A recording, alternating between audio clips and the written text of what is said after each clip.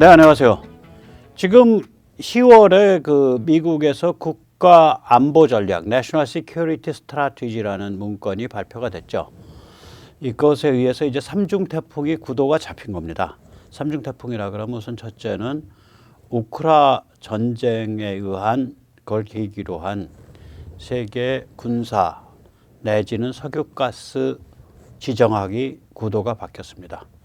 그리고 또한 그 미국의 국가 안보 전략 문건에서 나오는 것 같이 이제 본격적으로 더 강하게 차이나 디커플링, 그러니까 중국을 세계 그 공급 사슬에서 떼어내는, 즉 다시 말하자면 세계 분업 구조의 구조 조정, 리스트럭처링이 들어간 겁니다.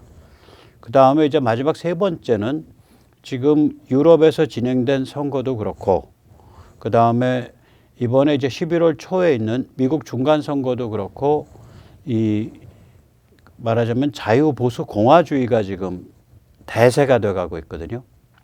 이게 굉장히 심상치 않은 일입니다.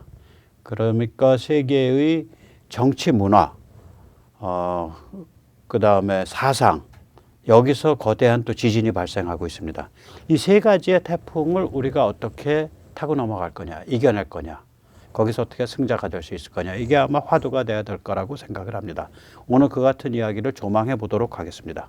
먼저 세뇌 탈출 자유구독료 부탁 말씀 올립니다. 아시다시피 세뇌 탈출은 광고가 잘 붙지 않습니다.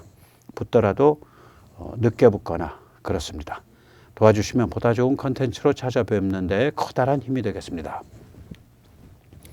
먼저 이제 군사지정학적인 그런 거대 변화를 한번 보죠. 이게 군사지정학이기도 하고 석유가스 지정학이기도 합니다. 일단 동유럽이 한국 무기로 도배가 되고 있죠. 폴란드가 FA-50, K9 자주포, K2 전차, 그리고 이제 발표로는, 그리고 곧바로 며칠 있다가 이제 또 보아시체크 폴란드 국방장관이 와서 K239 천무를 계약을 하고, 또 그 천무에서 발사할 수 있는 전술 탄도미사일 KT-SSM을 계약을 한다 그럽니다. 이 천무는 지금 계속해서 개량 작업이 본격화돼서요. 저기가 지금 전술 탄도미사일도 같이 발사할 수 있게 되고, 그 다음에 조만간에 노르웨이 콩스버그에서 개발한 지대함 미사일도 저기서 발사할 수 있게 되고 그럴 겁니다. 또한 그 239mm 유도 미사일이죠. 239mm 유도 미사일이 지금 사거리가 한 80km 나오는데, 그걸 램젯 구조로 바꿔서 사거리를 200km까지 연장하는, 200km 이상으로 연장하는 그러한 무시무시한 개량이 진행되고 있습니다.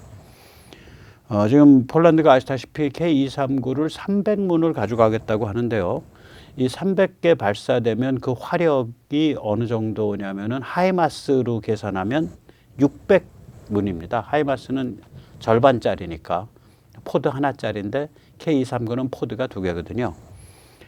그러니까 지금 저기 그 우크라이나에 들어가 있는 하이마스가 뭐 한 20문 되는데, 그거에 비하면은 뭐 어마무시한 전력이죠. 그걸 가져가겠다는 겁니다. 또 아마 조만간에 이제 한국과 많이 이제 신뢰관계가 쌓이면은 한국으로부터 그 LAMD, 저게 아이언덤이죠. 저 LAMD는 방공망인데 탄도미사일 방공망이 아니고 주로 크루즈 미사일까지는 할 거예요. 크루즈 미사일, 그 다음에 상대방에서 쏘아오는 뭐 드론, 중대형 드론들, 이제 지금 엊그저께 그 키예프 작살내고 있는, 우크라 작살내고 있는 그 이란제 드론, 사히드 136인가 뭐 그런 것들이요. 그런 거를 잡는 겁니다. 이 아이언돔이. 그 아이언돔을 이제 한국형으로 만든 게 LAMD고 최근에 실험이 끝났죠. 성공적으로. 그 다음에 이제 천궁, 저거는 이제 비행기하고 탄도미사일 잡는 거고요.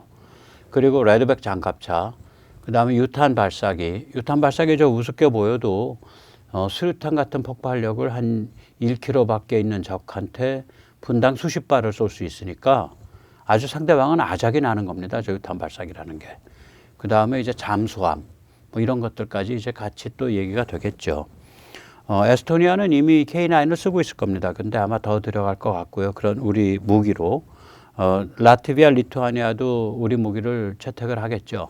그리고 슬로바키아는 움직이기 시작했고요. 루마니아도 MOU인가 뭐 이런 걸 썼죠. 그리고 체코가 조만간에 국방장관이 한국을 방문한다고 합니다. 이 폴란드의 비전에 대해서 제가 나중에 좀 더 자세히 다뤄드릴 텐데요. 이 폴란드는 지금 그냥 단순히 러시아를 막아내겠다가 아니라 벨라루스를 두고 러시아랑 한판 겨루게 될 수밖에 없다 이렇게 보고 있는 것 같아요. 벨라루스 인구가 제가 잘 기억은 안 나는데 2천만은 안 되고 1,000만은 넘는 그런 인구죠. 이 벨라루스가 원래는 굉장히 잘 살아야 되는 데입니다. 거기가 예를 들면 그 민스크 같은 데가 러시아의 전차라든지 혹은 농기계, 트랙터 이런 거를 생산하던 중화합공업 기지예요. 잘 살아야 되는 데인데 지금 뭐 아주 형편없는 형태가 돼 있죠. 여기가 2020년에서 2021년 민주화 투쟁이 있었습니다. 그때 아주 살벌하게 있었습니다. 사람도 여러 죽었고요. 박해도 많이 받아서 외국으로 많이 도망도 갔습니다. 이 폴란드로 도망 나온 벨라루스 사람들을 폴란드가 최근에 지원자를 받아가지고 군사훈련을 시키고 있어요. 저항군 훈련을 시키고 있어요. 즉 다시 말하자면 폴란드 입장에서는 저 러시아가 가만히 있을 놈들 아니고 벨라루스 통해서 저거 문제 일으킨다. 오케이, 그렇다면 벨라루스 자유화 지원해 주겠다. 러시아랑 어깨싸움 해가면서. 그러려면 우리가 보통 군사력을 갖춰서는 안 된다. 이렇게 판단하는 것 같아요. 지금 폴란드 물건 사들이는 그 스피드랑 그 범위를 보면 벨라루스를 염두에 두고 있다. 이렇게 생각이 됩니다. 또한 이제 푸틴 입장에서 벨라루스가 저렇게 이제 서구 쪽, 자유화 쪽, 민주화 쪽으로 이동해가는 그 민심이 그것 때문에 우크라를 침공한 이유도 있어요. 그래서 폴란드는 이 벨라루스를 둘러싸고 러시아랑 힘겨루는 것이 결국 피할 수 없는 것이다라고 파악하고 있다고 저는 생각을 합니다.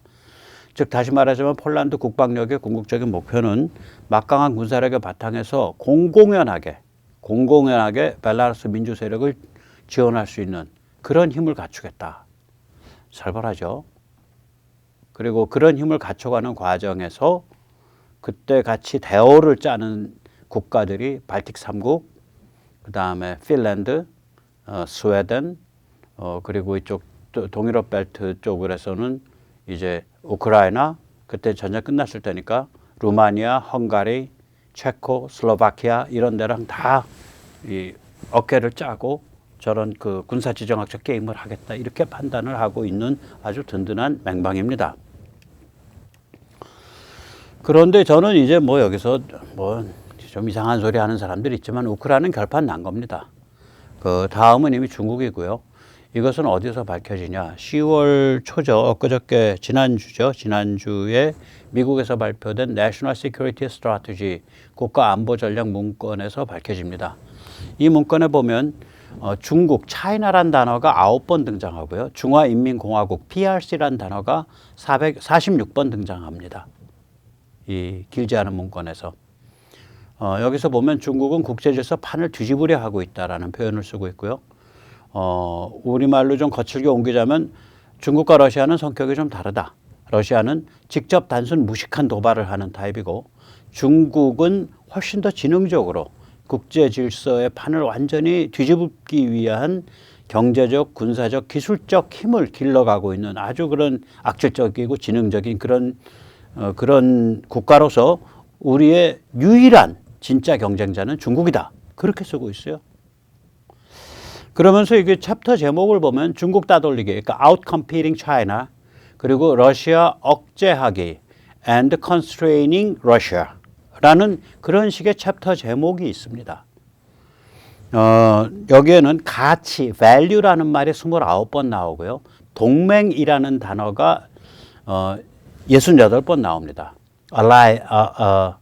allies라는 단어가. 그리고 코리아라는 단어가 5번 나오는데 한 번은 사우스 코리아를 가리킬 때 나오는데 그 사우스 코리아를 가리키는 문맥은 뭐냐면 our Indo-Pacific ironclad allies, 그러니까 우리들의 인도 태평양 지구의 정말 철통 같은 동맹인 한국, 일본, 오스트레일리아라고 할 때 한 번 나오고요. 그 다음에 북한에 대해서 3번 나옵니다. 노스 코리아라고. 그 다음에 코리안 페닌슐라라는 그런 한반도를 가리키는 걸로 코리아라는 단어가 한 번 나옵니다. 여기서 이제 제가 이제 한 구절, 제 눈엔 그냥 들어온 구절이에요. 뭐 가장 중요하다고 할 수도 있고, 그러니까 중국을 어떻게 보고 있나를 아주 단적으로 나타내는 구절 하나를 짧게 번역해 드리겠습니다. 러시아와 중국은 위협의 성격이 다르다. 러시아는 우크라 전쟁에서 보여주듯 국제 질서의 근본을 아무 생각 없이 어기는 직접적 위협이다. 그러니까 reckless라 그래요. 아무 생각 없이. 그 다음에 반면 중국은 국제 질서 자체를 바꾸겠다는 의도를 가지고 이를 추구할 수 있는 경제적, 군사적, 기술적 파워를 늘려가고 있다는 점에서 유일한 경쟁자이다. 중국이 유일한 경쟁자라는 거예요. competitor라고 그래요. only competitor. 그 다음에 냉전 해체 이후 중국의 경제 및 지정학적 영향력은 급속하게 신장했다. 그러나 러시아 및 중국은 자유롭고 개방적인 법규범에 따른 국제 질서 자체를 자신들의 체제 및 숨겨진 야욕에 대한 위협으로 받아들이고 있다. 국제 질서 자체, 세계 자체를 적으로 삼고 있다 그 소리예요. 저희가 그렇게 얘기했잖아요. 그때 조성환 교수님하고 제가. 쟤들은 세계 질서를 적으로 삼고 있는 애들이다. 지배와 정복의 대상으로 삼고 있는 애들이다. 세계를. 공존, 공영의 관점이 없다. 이게 뭐 약간씩 의역했지만 영어 그대로입니다. The PRC, by contrast, 그러니까 러시아와 달리 중국은 is the only competitor, 유일한 경쟁자다. With both the intent to reshape the international order, 그러니까 국제 질서를 지 입맛에 맞게 판을 뒤집어 엎겠다라는 그러한 의도와 and increasingly, 그리고 점점 더 잘 갖추어져 가고 있는 the economic, diplomatic, military and technological power to advance that objective. 국제 질서를 판을 뒤집어 엎겠다라는 그 목표를 진전시킬 수 있는 경제적, 외교적, 군사적, 기술적 파워를 나날이 증가시키는 힘을 갖고 있는 그런 두 가지 특징, 그 의도와 힘 두 가지 특징에 있어서 미국의 유일한 경쟁국은 러시아가 아니라 중국이다 라고 몫을 받고 있어요. 그 다음에 다음번 패러그래프는 이겁니다. The PRC's economy and geopolitical influence grew rapidly. 중국의 경제와 지정학적 영향력은 매우 신속하게 성장했다. Russia joined the G8 and G20 and recovered economically in the 2000s. 그러니까 러시아는 한편 G8과 G20에 가입했으며 2000년대 그러니까 2000년에서 2010년 사이에 경제 회복을 이뤘다. 그러나 yet 러시아와 중국 they는 concluded that the success of a free and open rules-based international order posed a threat to their regimes and stifled their ambitions. 그러나 그들은 그 자유롭고 개방적인 법규범에 바탕한 국제 질서가 자신들의 체제에 대한 위협이며 자신들의 야욕을 억압하는 것이라고 결론 짓고 있다. 아주 적성국으로 규정한 거예요. 그리고 러시아는 이번에 허리 나갔고 이제 남은 건 중국이야. 그렇게 말하고 있는 겁니다. The only competitor. 그 의도로 보나 그 힘으로 보나. 이제 러시아는 지나간 챕터야 벌써. 그건 끝났어. 그렇게 얘기하고 있는 거예요. 자, 그래서 여기서 이제 이런 그 살벌한 그 지정학적인 그 군사 지정학적인 또 석유가스 에너지 지정학적인 이런 게임이 2022년에 진행되고 있는데 문재인은 무슨 생각했었냐? 우리가 한번 되돌이켜 볼 수가 있어요. 문재인은 이제 말하자면 북한을 관통하는 러시아 PNG 라인을 깔려고 했죠. 저 그림에서 보여지듯이 그러니까 블라디보스톡에서부터 동해안을 따라서 쭉 와가지고 철원을 통해서 수도권으로 들어오는 PNG 라인을 깔라 그런 거예요. 그러니까 대한민국을 북한 관통 PNG 라인에 인질로 내주려고 한 거예요. 그러니까 이건 바보가 아니면 간첩입니다. 메르켈이 울고 갈 남자죠. 왜 그러면 메르켈은 최소한 저 관통하는 지역이 그래도 점잖은 폴란드, 우크라이나 혹은 아예 그냥 바다. 그러니까 발틱시. 근데 쟤들은 관통 지역이 북한이라고. 큰일 날 인간이죠. 사실은 저는 그 코로나에 어떤 점에서는 감사해요. 왜 그러면 코로나에 의해서 다른 모든 아젠다가 전부 마비되지 않았다면 이 문재인이가 특히 2020년 4.15 총선 지나고 난 다음에 이 에너지에 관해서 아주 흉측한 짓을 저질렀을 것이다. 저는 그렇게 생각을 합니다. 거기다 그 정도가 아니죠. 중국과 전력망 연결하겠다는 거 아니에요, 서해에서. 이 정도면 뭐 중러북 세 군데에 동시 충성을 바치는 인간 아니냐. 이걸 이름을 근사하게 했죠. 동북아 슈퍼그리드, 남북 전력협력, 그린 대땅 뜻. 참 말들은 멋있게 갖다 붙여요. 그다음에 에너지에 대한 문재인의 세 번째 흉계는 뭐냐? 원전 죽이기죠. 그래서 원전 기술 발전을 중단시켰고 SMR, 소형 모듈식 원전, 저게 우리나라가 세계 최고 기술 수준에 있었죠. 문재인 집권 전에는. 그 다음에 확 죽여갖고 그 다음 발전이 중단되는 바람에 심지어 중국한테까지 우리가 추월당했습니다. 그러면서 하마터면 고급 원전 고급 인력이 전체적으로 붕괴할 뻔했어요. 그때 만약에 문재인이 SMR에 집중하고 원자력 잠수함에 사용되는 혹은 항공모함이나 배에 사용되는 그런 원전을 개발하도록 그때 서둘렀으면은 지금 5년 동안 그런 거 만들어지고 남은 시절이라고. 아주 악질이에요. 저건 국가 반역자입니다. 알고서 했으면은 간첩 반역자고요. 모르고서 했으면 바보고요.